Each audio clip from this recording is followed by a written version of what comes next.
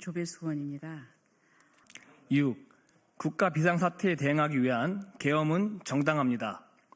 1.23 비상계엄 당시 계엄사령부가 발령한 포고령 1호에 대해서도 현재는 국회, 지방의회, 정당활동을 금지해 국민의 정치적 기본권과 단체 행동권, 직업의 자유 등을 침해했고 언론, 출판, 집회, 결세의 자유를 전면적으로 제한했다고 했습니다.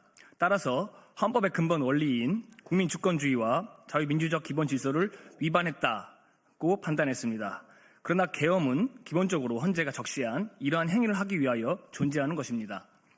이러한 행위가 있었느냐가 문제가 아니라 이러한 행위를 야기하게 한 그 원인 행위, 다시 말해서 계엄은 초래 행위인 야당의 국헌 문란 행위가 무엇인지를 먼저 확정했어야 합니다. 부정선거에 대한 검증이 불가능한 현재 국가 상황은 비상 상황이라고 할 수 있습니다. 이에 대한 증거 조사를 통한 사실 확정 없이 선관위에 계엄군이 출동하였다는 사실만을 계엄령이 헌법 위반이고 헌법기관의 침탈이라고 할 수 없습니다.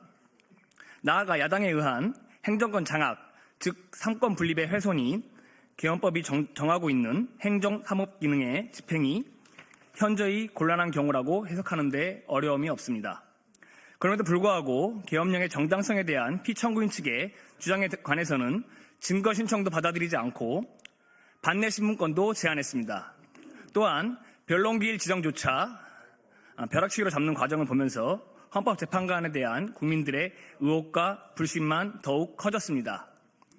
나아가 비상사태에 대응하기 위한 대통령의 고유 권한인 계엄에 대해 비상식적으로 높은 기준을 적용하는 것은 발생 가능한 국가 비상사태를 해결하는 데 심각한 위험을 초래할 수 있습니다.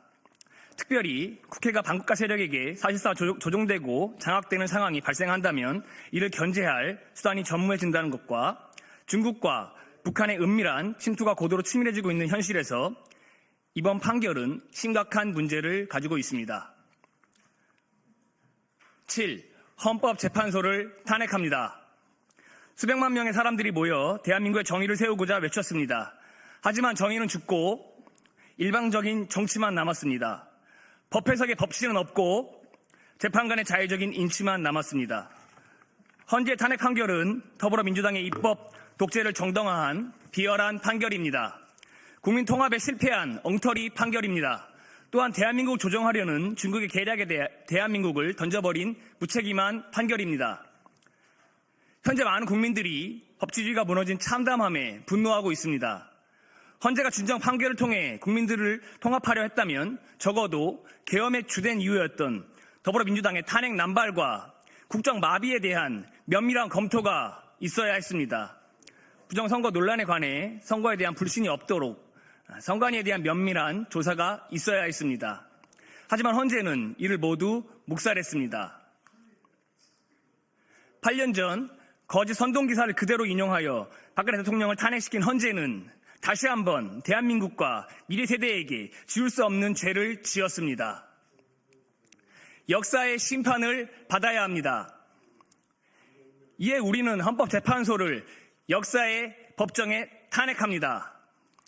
그리고 이것을 대한민국에 미리 선포합니다.